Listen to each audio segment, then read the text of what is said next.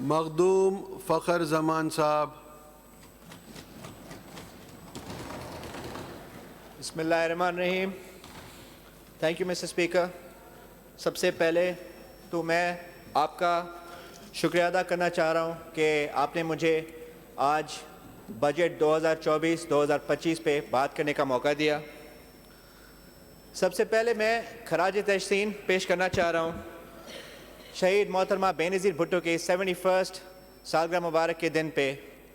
ان نے جو قربانی اور جد و جہد کی اس ملک کے لیے، وہ ایک مثال ہے پوری دنیا کے لیے، مسلمان کی دنیا کے لیے، پاکستان کے لیے.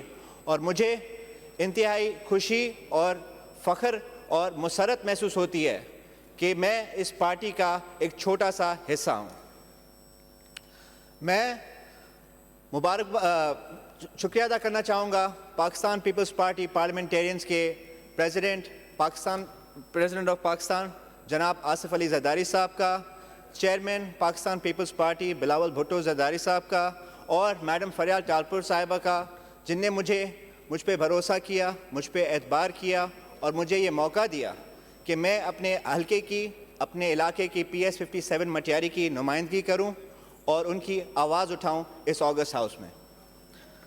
میں صرف مٹیاری کی آواز نہیں ہوں، میں ایک ینگسٹر ہوں. میں یوتھ کی، سندھ کے ہمارے ینگسٹر برادران کی بھی آواز ہوں اور ان کی آواز بھی اس ہاؤس میں بن کے رہوں گا. میں اب ہمارے چیف منسٹر سید مراد علی شاہ صاحب کو مبارکباد پیش کرنا چاہتا ہوں کہ ان نے اس مشکل ملکی حالات کے باوجود ایک بیلنسڈ عوام پسند بجٹ پیش کیا ہے. میں اس بات کو کہنے پہ حق بجانب ہوں کہ due to inflation which has risen last year was 26% اور ہماری GDP گروتھ 2.38% پر پاز ہو گئی تھی.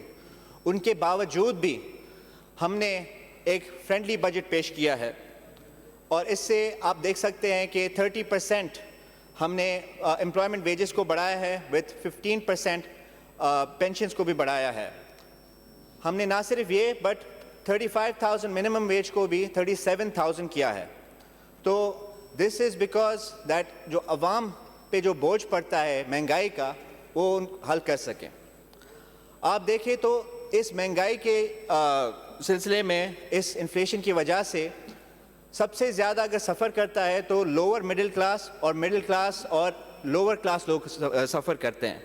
اسی وجہ سے سندھ حکومت نے بے نظیر ہاری کارڈ اور بے نظیر مزدور کارڈ اس بجٹ میں ایلوکیٹ کیا ہے. بے نظیر ہاری کارڈ ہمارے 7,88,000 ہاری برادران کو، ہمارے بھائیوں کو انشاءاللہ فراہم کیا جائے گا، جس کی 8 بلین رقم رکھی گئی ہے. اور بے نظیر مزدور کارڈ جن کی 5 بلین ایلوکیشن رکھی گئی ہے.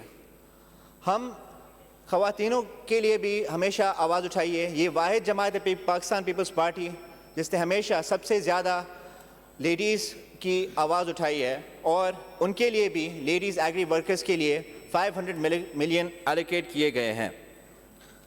اب میں اگر ہیلتھ ڈپارٹمنٹ کی بات کروں تو میں تمام شکر گزار ہوں چیف منسٹر صاحب کا اور ہماری honourable health minister doctor Azra Fazal Pechuho صاحبہ کا، جن نے اتنا مثالی ہیلتھ ڈپارٹمنٹ بنایا ہے. ہمارے فیڈرل ادارے اور دوسرے صوبوں کے ادارے بھی ہماری تعریف کرتے ہیں.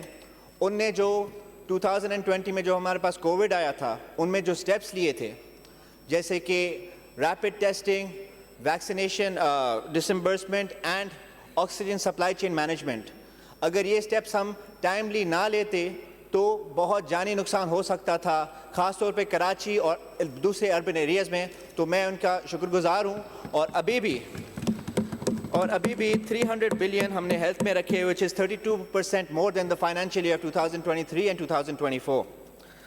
میں اگر مٹیاری کی بات کروں تو I am thankful to the minister and the chief minister and the government of Sindh that جو ہماری کنورژن ہو رہی ہے taluka headquarter hospital Matiari کی to district headquarter hospital Matiari پر. میں یہ گزارش بھی کروں گا کہ اگر اس کی ایسے نہیں منظور کی جائے district hospital headquarter hospital Matiari کی، تو یہ زیادہ بہتر طریقے سے فنکشن کی جائے گی. سائیں ہاں اگر ایجوکیشن ڈپارٹمنٹ تے ॻाल्हायां त अल्हम्दुलिल्लाह सां 36% एक्सपेंडिचर हिन साल वधीक रखियो वियो आहे 2023-2024 जे फाइनेंशियल ईयर खां वधीक, which is 25% of the revenue of this year's total revenue of this expenditure. And this is a good vast amount, and I'm sure this is for the betterment of our future generations, because education is the base. I'm thankful, ऐं शुक्रिया अदा कंदुसि त जेका autism ऐं rehabilitation जी centre खोलियो वियो आहे मटियारी में हिन बजट लाइ एलोकेशन रखी वई आहे। पर आउं हिकिड़ी शइ मेंशन करणु चाहींदुसि त 2 स्कीम्स अहिड़ियूं आहिनि 2007-2008 जूं जेके अञा ताईं इम्प्लीमेंट कोन थियूं आहिनि 2024 पियो ॾिस। हिकिड़ी आहे जेका primary schools conversion to middle schools ऐं ॿियो आहे शेल्टर्ड स्कूल्स जी स्कीम्स। ऐं गुज़ारिश कंदुसि ऑनरेबल चीफ मिनिस्टर साहब खे ऐं ऑनरेबल एजुकेशन मिनिस्टर साहब खे त इन्हनि खे अगरि गौर विचार कयो वञे इन ते थोरो अगरि वर्किंग कई वञे एलोकेट कयो वञे त तव्हांजी महिरबानी थींदी। ॿियो आउं रिक्वेस्ट कंदुसि त मखदूम तालिब मौला medical college and teaching hospital उन जी बि चेयरमैन साहब पाण इफ़्तिदा कई क़िबला अमीन फ़हीम मखदूम अमीन फ़हीम जी वफ़ात खां 2 साल पोइ, ऐं उन ते बि अञा इम्प्लीमेंटेशन थी कान्हे। ऐं पब्लिक स्कूल भिटशा इन ते बि आउं चाहींदुसि त अगरि फंड्स रखिया वञनि, इहे असांजूं वॾियूं प्रोजेक्ट्स आहिनि असांजे एजुकेशन जे हवाले सां, त तव्हांजी महिरबानी थींदी, सिंध हुकूमत जी महिरबानी थींदी। हाणे अगरि आउं अची वञा लोकल गवर्नमेंट ते, त लोकल गवर्नमेंट ते तमामु घणो मूंखे नाज़ आहे जेका हींअर एलोकेशन रखी वई आहे बजट में, जेका ऑलमोस्ट डबल द अमाउंट आहे for local councils, for municipal committees, for municipal corporation. इन मां लोकल गवर्नमेंट लोकल काउंसलर्स उन्हनि खे बहितर सम्झनि था लोकल माण्हुनि खे, इहे जड़ जा मसइला सम्झनि था, इहे लोकल लेवल ते डेवलपमेंट थींदी त माण्हुनि जी लोकल माण्हुनि जी वॾी सहूलियत थींदी। अगरि आउं पब्लिक हेल्थ जे अॻियां ॻाल्हि कयां त आउं सईद गनी साहब जो शुक्रगुज़ार आहियां त उन्हनि स्कीम नंबर 335 में 100 मिलियन रुपीज़ रखिया आहिनि मटियारी जे ड्रेनेज लाइ। पर आउं रिक्वेस्ट कंदुसि त अहिड़ा ॿिया असांजे टाउन आहिनि, उडेरोलाल स्टेशन टाउन ऐं खैबर टाउन, ऐं इन्हनि ॿिन्हिनि में बि तमामु सख़्तु ज़रूरत आहे ड्रेनेज स्कीम्स जी। अगरि गुंजाइश आहे त इन्हनि ॿिन्हिनि टाउन्स लाइ बि अगरि ड्रेनेज स्कीम का रखी वञे त वॾी सहूलियत थींदी असांखे। ऐं इहो बि मैंशन कंदो हलां जनाब स्पीकर त आर ओ प्लांट्स जेके असांजा आहिनि हींअर मौजूदु, उन्हनि जी फंक्शनैलिटीज़ बि कोन आहिनि, so they are mismanaged for local reasons. I would request the government of Sindh to take an initiative and form a committee जंहिं ते ई गॾिजी सॼी पाण थोरो इन ते वर्किंग कयूं ऐं इन ते अगरि पाण खे थोरो बहितर करे सघूं उनखे रनिंग वाइज़। हाणे अगरि अचां त 60% जनाब speaker 60% of the youth of the population is the youth of Pakistan. इन जे करे youth is also gullible and it's also very easily convinced by bad culture. इन जे करे drug culture is on the rise. आउं बिल्कुलु appreciate कंदुसि असांजे senior minister जनाब शर्जील मेमन साहब के, असांजे होम मिनिस्टर ज़िया लंजार साहब के, जंहिं तमामु ड्रास्टिक प्रोग्रेसिव स्टेप्स खया आहिनि ड्रग एरेडिकेशन जे करे।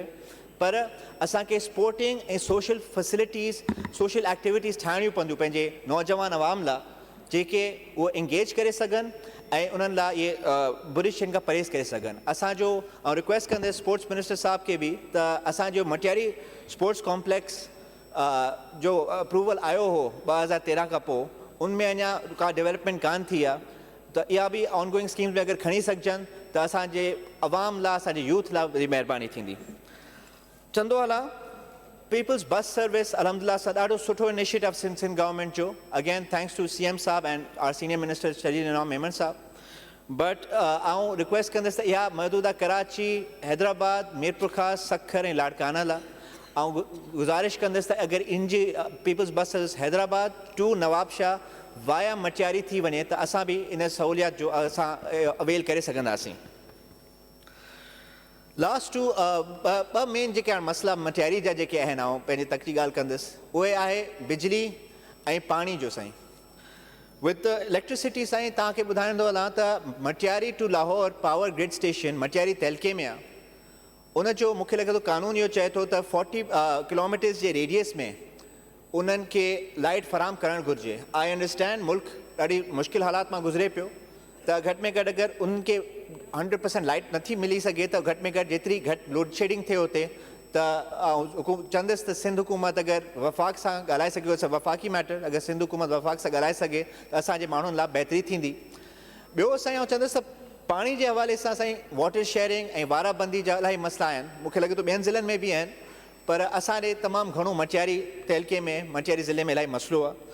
इन जे करे त चवंदुसि त अगरि इहा अगरि आहे त या रद्द करी वञे, मुस्तक़िल कई वञे, या अगरि ज़रूरत आहे, अगरि पाणी जी क्राइसिस आहे त इहा मुनसिफ़ाना तरीक़े सां सॉर्ट आउट कई वञे, जिते ग़रीब हारी ते ऐं ग़रीब ज़मींदार ते बोझ न पए।